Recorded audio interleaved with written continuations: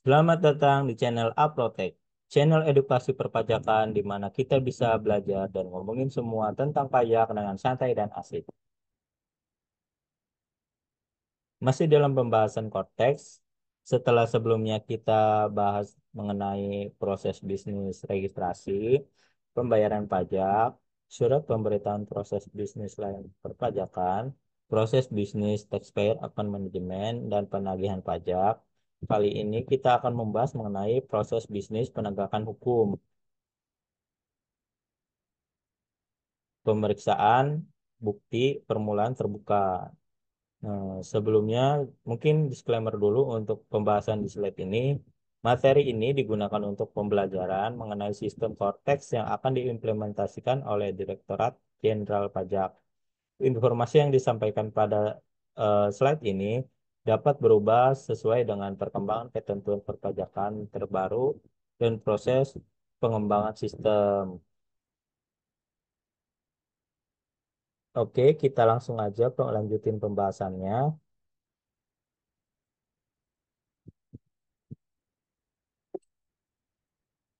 Pemeriksaan bukti permulaan adalah pemeriksaan yang dilakukan untuk mendapatkan bukti permulaan tentang adanya dugaan telah terjadi tindak pidana di bidang perpajakan. Pertama, pemeriksaan tertutup, yaitu pelaksanaan pemeriksaan bukti permulaan tidak diberitahukan kepada orang pribadi atau badan yang dilakukan pemeriksaan. Bukti Pertama, pemeriksaan tertutup, yaitu pelaksanaan pemeriksaan bukti permulaan tidak diberitahukan kepada orang pribadi atau badan yang dilakukan pemeriksaan bukti permulaan. Kedua, pemeriksaan terbuka, didahului dengan penyampaian surat pemberitahuan pemeriksaan bukti permulaan kepada orang pribadi atau badan yang dilakukan pemeriksaan bukti permulaan.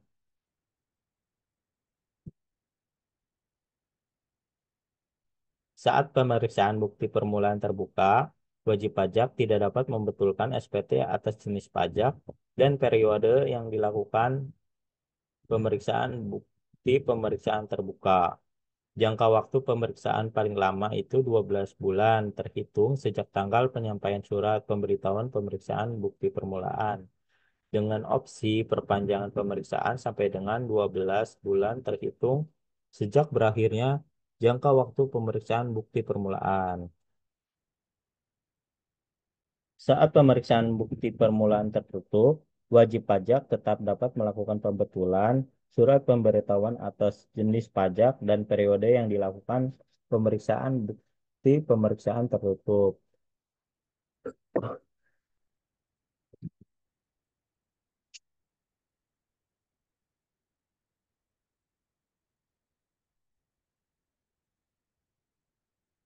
Dengan adanya perubahan di sistem inti administrasi perpajakan, terdapat perubahan tahapan pelaksanaan pemeriksaan bukti permulaan yaitu sebagai berikut.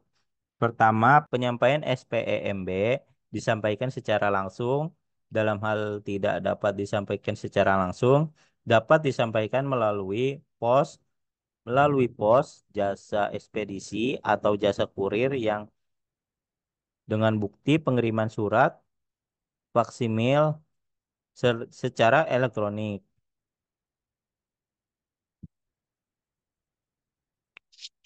Kedua, pengumpulan bahan bukti meliputi pertama, permintaan peminjaman dokumen, kedua, permintaan keterangan, ketiga, penyegelan. Kemudian surat panggilan klarifikasi potensi kerugian negara bisa disampaikan secara langsung melalui pos atau jasa ekspedisi maupun elektronik. Kemudian pemberitahuan hasil pemeriksaan bukti pemeriksaan bisa disampaikan melalui portal wajib pajak paling lambat 1 bulan sebelum jangka waktu pemeriksaan bukti permulaan berakhir.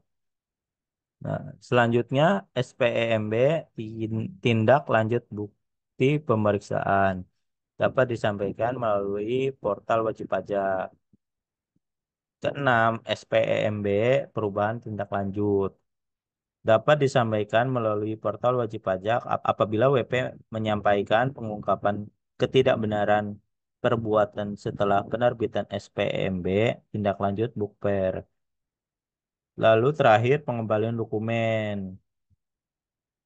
yaitu pengembalian dokumen yang sebelumnya dipinjam kepada wajib pajak. Wajib pajak dapat mengajukan pengungkapan ketidakbenaran selama proses pemeriksaan bukti permulaan terbuka sepanjang mulainya penyelidikan belum diberitahukan kepada penuntut umum melalui penyidik Polri.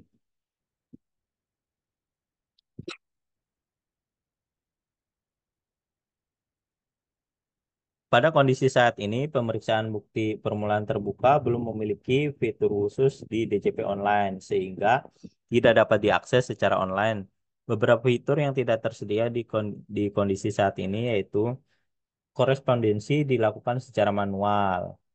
Korespondensi dilakukan secara langsung atau pos sehingga tidak tersedianya akses secara online untuk wajib pajak dengan mengakses dokumen terkait pemeriksaan bukti permulaan terbuka.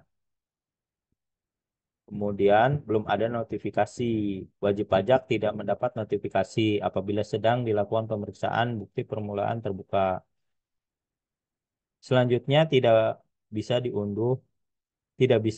unduh dokumen. Tidak adanya akses secara online untuk wajib pajak dengan mengakses dokumen terkait pemeriksaan bukti permulaan terbuka. Pengajuan permohonan tertulis, wajib pajak hanya dapat mengajukan permohonan pengungkapan ketidakbenaran melalui kantor pajak. Nah, setelah adanya portal wajib pajak, akan terdapat fitur yang memudahkan wajib pajak jika sedang dilakukan pemeriksaan bukti permulaan terbuka, seperti pertama, notifikasi dimulainya pemeriksaan bukti, permulaan bukti, kemudian fledging, pemberian tanda dalam proses penegakan hukum pada wajib pajak yang sedang dilakukan pemeriksaan bukti permulaan. Selanjutnya, korespondensi elektronik. Korespondensi dapat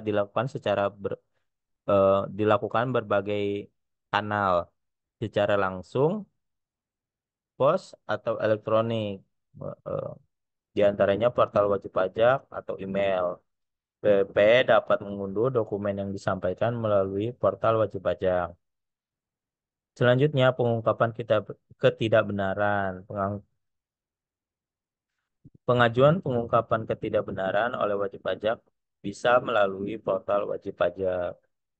Notifikasi dimulainya pemeriksaan bukti permulaan. Pertama, di menu notifikasi. Notifikasi dimulainya pemeriksaan bukti permulaan. Notifikasi terkait pelaksanaan dan dimulainya pemeriksaan bukti permulaan dapat diakses pada menu portal, kemudian klik notifikasi saya. Kemudian menu notifikasi dokumen, notifikasi pengiriman surat pemberitahuan pemeriksaan bukti permulaan. Akan terdapat notifikasi penyampaian pemberitahuan pemeriksaan bukti permulaan pada menu notifikasi saya di portal wajib pajak. Nah, di menu pledging, pemberian tanda pada wajib pajak dilakukan pemberian tanda pada wajib pajak yang dilakukan pemeriksaan bukti permulaan terbuka. Wajib pajak yang sedang dilakukan pemeriksaan bukti permulaan terbuka akan mendapatkan flag dalam proses penegakan hukum yang dapat dilihat pada menu My Profile. Kemudian pada tab Taxpayer Detail, klik General Information. Kemudian gulir ke bawah pada bagian taxpayer flag, wajib pajak yang mendapat flag under law handling apabila WP dilakukan pemeriksaan bukti permulaan. Hak pengungkapan apabila WP memiliki hak untuk melakukan pengungkapan ketidakbenaran perbuatan selama proses pemeriksaan bukti permulaan. Di menu My Dokumen, wajib pajak dapat mengunduh dokumen terkait dengan pemeriksaan bukti permulaan. Wajib pajak dapat mengunduh dokumen terkait pemeriksaan bukti permulaan yang dilakukan melalui menu My Dokumen. Akan terdapat riwayat dokumen yang dapat diunduh oleh wajib pajak, serta seperti surat pemberitahuan hasil pemeriksaan bukti permulaan, surat pemberitahuan tindak lanjut pemeriksaan bukti permulaan, dan dokumen lainnya.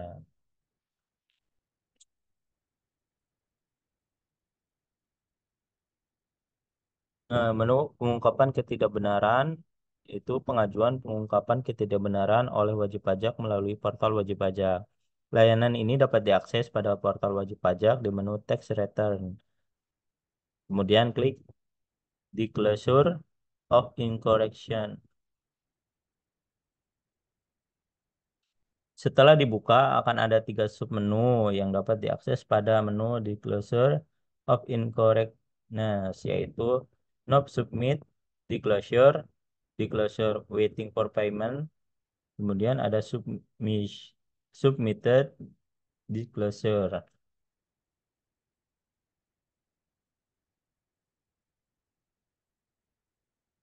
Pada menu ini pada menu Not Submit Disclosure, berisi pengungkapan ketidakbenaran yang belum dilaporkan atau belum disubmit wajib pajak. Pengungkapan ketidakbenaran diajukan untuk setiap jenis SPT dan setiap masa dan atau tahun pajak. Menu Disclosure Waiting for Payment yaitu pengungkapan ketidakbenaran yang telah dibuat oleh wajib pajak namun belum dibayarkan akan tertampil di menu Disclosure Waiting for Payment. Wajib pajak dapat melakukan pembayaran atas kode billing yang terbit saat proses lapor atau submit pengungkapan ketidakbenaran. Nah, setelah pembayaran dilakukan oleh wajib pajak, maka pengungkapan ketidakbenaran akan tersimpan pada menu Submit Disclosure. Hasil pencatatan atas nilai pembayaran dan pelaporan pengungkapan ketidakbenaran tertampil pada buku besar wajib pajak.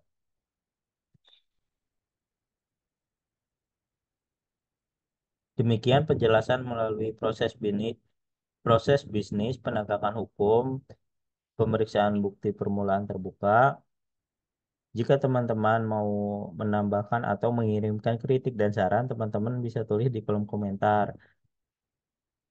Kalau teman-teman ngerasa video ini bermanfaat, jangan lupa subscribe dan share ke teman-teman yang lain, supaya yang lain juga bisa tahu lebih banyak soal perpajakan. Terima kasih.